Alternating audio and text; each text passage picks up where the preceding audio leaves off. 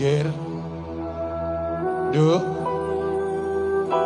Sira sing padha ngabekti karo wong tua loro ya, Ger. Sing darane pangeran ora wujud anane Gusti.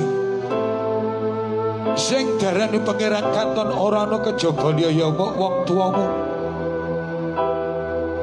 Dulur, aja sira mok tak bekti marang wong liya. Ning sira ora gelem tak bekti karo wong tuamu dhewe. Pangeran katonmu ya wong tuwa, uripe aja mbok sia-sia,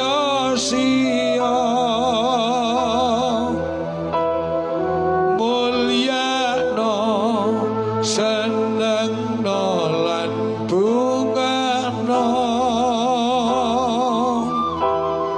supaya